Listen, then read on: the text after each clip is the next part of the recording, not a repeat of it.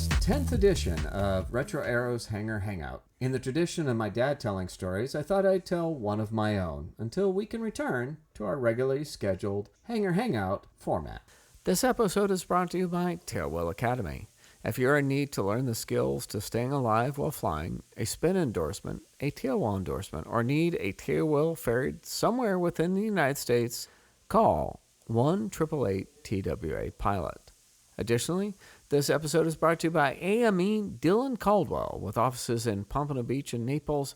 Visit aviatorsclinic.com for your aviation medical needs.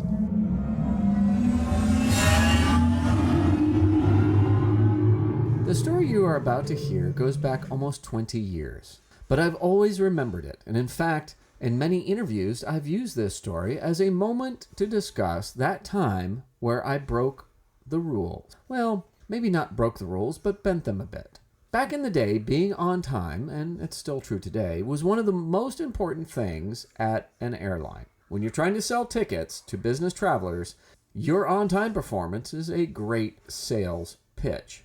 The more on time you are, the more likely you are to sell a ticket to the person who's willing to pay a lot for it. And back then, Trans World Airlines, TWA, was trying to woo the business traveler from the other airlines in the industry.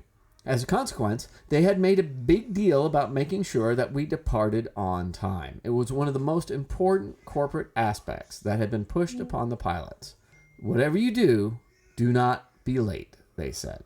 It was imperative to remain on time. But that evening, the captain and myself, I was then a first officer, bent the rules, bent the policy.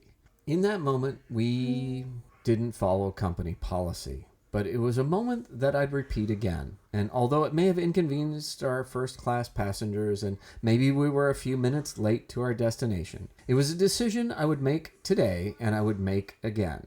Because sometimes being human is more important than the bottom line. We were late. Very late. Everything was in chaos and we were scrambling to get things back on schedule. During this moment, a flight attendant set a young person up to the flight deck. She told us, "He loves airplanes." Despite our delay, we paused and entertained the young man. We showed him the cockpit, the bells and whistles, and his wide and curious eyes told us he loved every minute. Finally, we thought nothing more of it, despite our hurry, and being late and spending time with him probably made the first-class passengers even more annoyed with us. Being a pilot for TWA, we didn't think twice about the additional delay that this moment caused our departure. When we arrived at our destination, the mother of the young man joined us in the cockpit. "Thank you," she said, "for taking time with my son." "Of course," we replied. "It was our pleasure."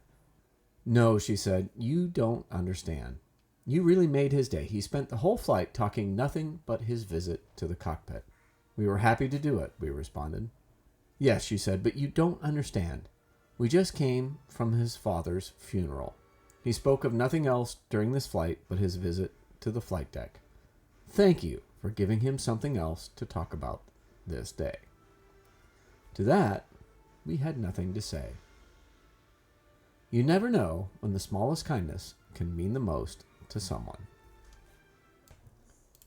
So to close out today, I'd like to share a little something I just realized. An aha moment, if you will, in tradition of Hangar Hangouts, sharing an aha moment. Today, I just realized I have been a certified flight instructor for 31 years. Now, I'm not saying that to brag, because I'm still learning stuff. And in fact, that's the aha moment.